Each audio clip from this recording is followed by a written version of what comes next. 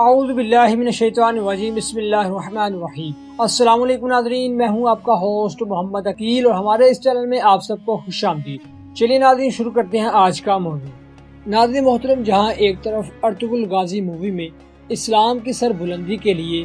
جنگ اور جہاد کو پرائم فوکس دیا گیا ہے، اور وہیں پاکیزہ کے بارے میں ذکر کریں گے، تو چلیے شروع کرتے ہیں۔ نمبر 7، نوشان اور گل بانو۔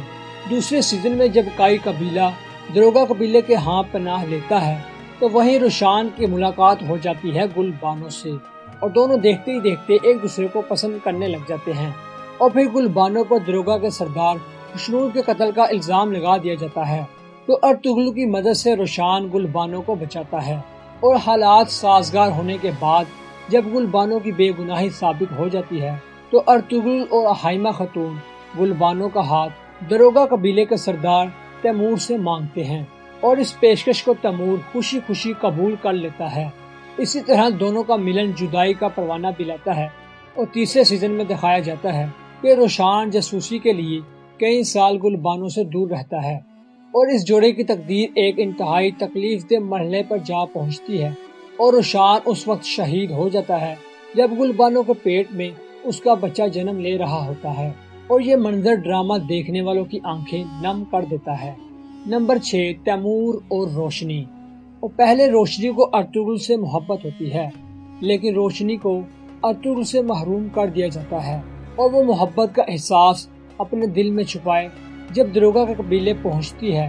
کہ تیمور، جو کہ دروگا قبیلے کے سردار کا اکلوتا بیٹا ہے، اسے روشنی کے دیکھتے ہی محبت ہو جاتی ہے۔ روشنی کے لیے اگرچہ ارطغرل کی محبت اپنے دل سے نکالنا بہت ہی مشکل تھا،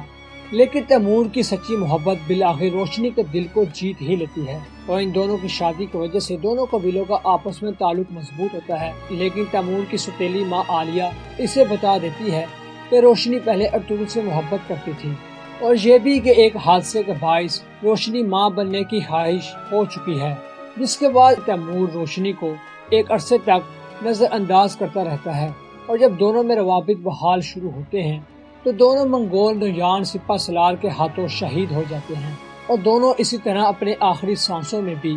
ایک دوسرے سے محبت کا اظہار کرتے ہوئے دکھائی دیتے ہیں۔ نمبر 5، نورگل اور شاہینہ۔ نورگل اور شاہینہ کی محبت بہت ہی دلچسپ ہے، اور ڈرامے کے سیزن میں دکھایا جاتا ہے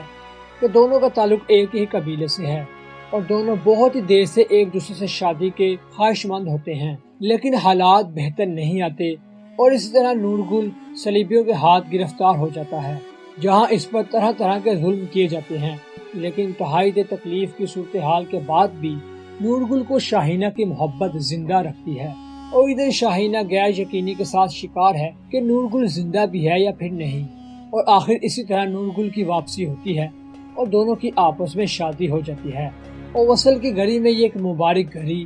مبارک شادی کی صورت میں جڑ جاتی ہے، لیکن یہ وصل کا وقت بہت ہی جلدی ختم ہو جاتا ہے، اور ہجرت کے وقت منگول کائی قبیلہ پر حملہ کر کے شاہینہ کو بھی جلا دیتے ہیں، اور وہ بہتر صحت حالت میں نہ آتے ہوئے شہید ہو جاتی ہے، اور نورگل کی زندگی میں خلا پیدا ہو جاتا ہے، ایک ایسا خلا جو اس کی آنکھوں میں ایک خالی سی اجاگر پیدا کرتا ہے۔ نمبر 4، نورگل اور اصلاحان۔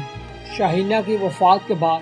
نورگل ایک بہت ہی خاموش زندگی اور بے رونقی زندگی گزارتا ہے،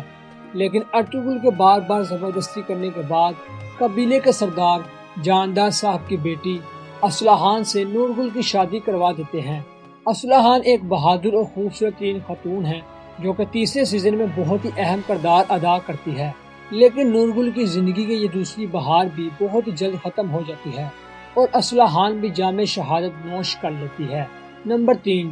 بابر اور حفصہ۔ لیجیے ناظرین، اب بابر بھائی کو ہی دیکھیے،